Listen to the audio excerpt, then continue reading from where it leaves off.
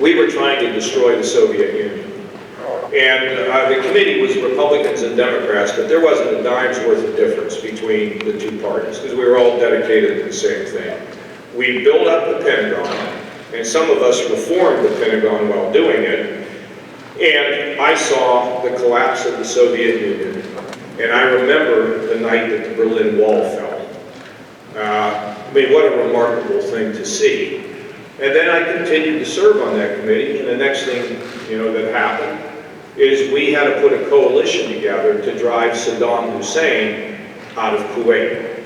And so the Arabs, Muslim countries, particularly the Egyptians, led the way in putting those folks together with us and the Europeans, and we drove Saddam Hussein out of Kuwait. And then I left Congress after all those things had happened and a lot of reform. The most important one is we forced the services to work together so they trained together, worked together, fought together, and won together. And this was a big change in the way the military operated. And then I had left Congress, and the next thing I know, I get a call right after 9/11 from the Secretary of Defense, Donald Rumsfeld, and I spent a couple years, 2 or 3 years, moving in and out of the Pentagon, leading groups of people in to solve some of their technology problems. So think about in my lifetime, all the way from Soviet Communist Russia to the collapse of the Berlin Wall, to the efforts in the Middle East to drive Saddam Hussein, all the way to the radicalism of Al-Qaeda. So it's been an arc of and my father carried mail on his back, okay? It's just amazing, that opportunity. 6 years in, when I was a congressman, I got myself on the budget committee, and I got on the budget committee because I wanted to be in a position of being able to help create an environment for good job growth. Now, I have been working on this for a very long time, and I have never explained until about a week ago why a balanced budget matters so much. Because when I say we need to balance the budget, you would all say yes, right? But if I were to ask you, why do we care, you probably wouldn't give a very good answer, except for the fact that you can see the debt that we pass on to our kids. Where's Matt? Is Matt here? Matt, can I? Okay, good. He tries to tell me what I can do and what I can't do. Now, if we go over here, and do we have some people here who are deaf? Where are they? Who's deaf that's here? You? Give me a handshake. Huh? Is he the only one? You're deaf too? Okay. One of the things we have in this country that is amazing, I heard this morning, I didn't know it, but the unemployment rate for people who are autistic is like sky high. But let me tell you another thing. The unemployment rate and the salary for people who are deaf and blind, it's not right. And we need to fix that in this country. Everybody deserves an opportunity to live up to their full potential.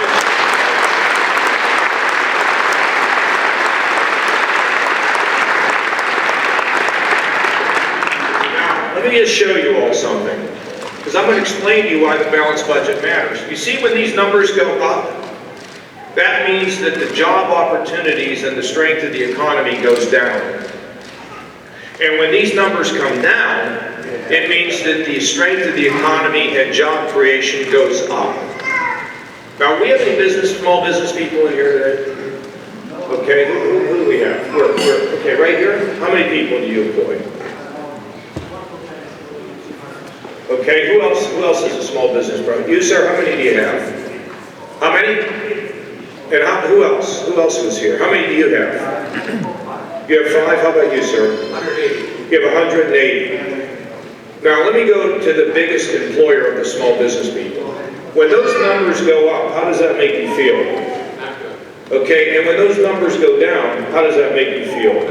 And see, the problem is he has to take money out of his pocket and he has to invest it. And when he thinks the economy is rickety and rockety and not safe, he won't hire any more people because he doesn't know what's going to happen. The same way, if he has some assurance that those numbers are going to be okay and they're not going to whack him upside the head, then he will hire. And these other ones who are smaller here, with just a few employees, they really live in fear of what's going to happen. So I spent 10 years of my life to get that thing balanced. And guess what? We did. We balanced the budget for the first time since man had walked on the moon. We paid down $500 billion of the publicly held debt.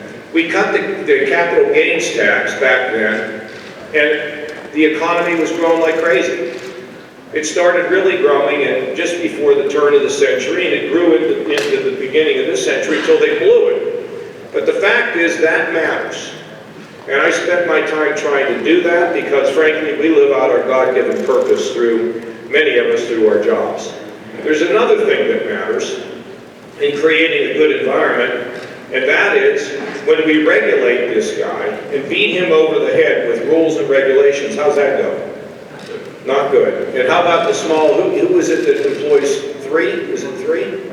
Yeah, I mean, well, how's that feel? I mean, it weakens these people. Most of the kids who will graduate, or the students who will graduate from this community college, will get a job in small business. And if we kill small business, we kill somebody's job. And that is a disaster, okay? And there's a third thing that we need to do, and that is we have to cut taxes. Now, in my state, if you're a small business person, you will pay no income tax on your small business. 0. How do you like that? Want to move? Okay. So 3 things we have to do.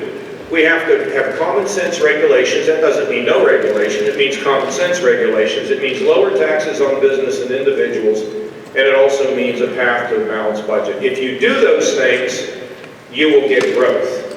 Now, and I've done it, both in Ohio. By the way, I'll give you the latest Ohio numbers. When I came in, we had lost 350,000 jobs, and now we're up over 420,000 private sector jobs that are helping families out.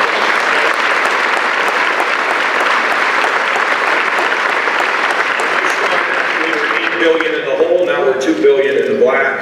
Our credit is good. Wages are growing up faster than the national average, and we're also helping the people who live in the shadows. We don't think the mentally ill ought to sleep under a bridge or live in prison. We think we can rehab the drug addicted and help the working poor to get out of poverty and to be more successful. That's what prosperity allows you to do. Now, I tell you those things because of this. We all have a little anxiety today. We worry about our jobs. We worry about why our wages are not going very well. We wonder about our children, and they can be adults. They go to college, they get education, and then they're still living at home because they can't find work. And I get that. That's where I grew up. Now we can look at this 2 ways. We can go around and I can drive you right into the ditch and tell you how bad everything is, and who's cheating you, and America's no good anymore, and everybody's beating us. That really goes great, okay? That really helps you to win a ball game. Or I can tell you that there are realistic and practical ways to solve these problems. And what it takes are for people in public life to realize that they're Americans before they're Republicans and Democrats. And it takes one other thing. It takes people realizing that when they hold public office, they have a responsibility and obligation to the public.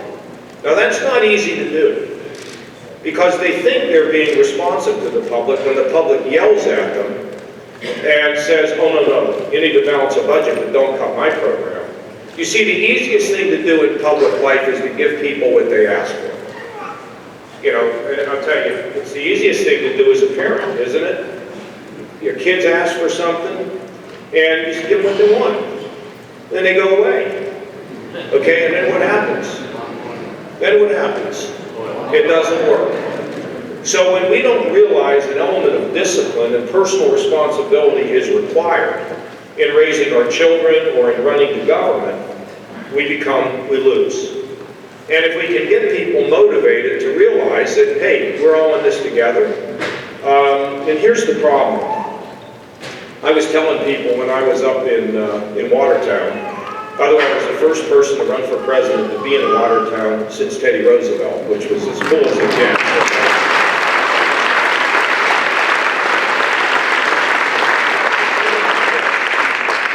You just had your son or daughter elected to Congress. I just want you to put yourself there for a second. You know what the biggest thing you worry about is? Can they keep their job? Can they be reelected? And then when you go down to the coffee shop, and your son or daughter is down in Washington, and somebody walks up to you and starts shouting at you about they're not doing this right, you get worried. Because you don't want your son or daughter to lose their election, or your dad or your mom, okay? It's natural, it's human nature. But in our finest days, in our greatest days, it's when we have leaders who can get people to rise above the noise of the day and keep in mind the long-term good of the folks. And that's not easy. That's why we don't do very well most of the time. Because it takes a certain sort of magic, a certain sort of gift to inspire people to do a little bit more than what they would normally do. And I actually was in Congress for 4 or 5 magic years. I'll tell you about it.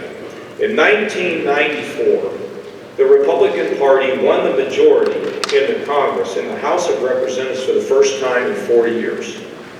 Now there's a guy named Joe Scarborough, you might see him on TV from time to time. Well, Joe was one of the people elected. And when they came to the Congress, they said that they had goals. They wanted to balance the budget, they wanted to reform welfare, they had a whole series of things they wanted to do. And they did not care whether they got reelected or not. Just didn't care. It was amazing. And when you don't care about re-election, and when you don't care about who gets the credit, it's amazing what you can accomplish in life. And so for 95, 96, 97, 98, and then it started to fall apart. And it started to fall apart over the pork barrel programs of highway bills. Because I want my road fixed. And if we had to bust the budget to get it done, that's the way it goes. And we lost the magic. And thank God I left, because I would not have survived in that environment of people wandering around in a circle. But because of what we had done, we saw significant economic growth, we saw a lot of unity, we saw a lot of hope, and we need to see it again.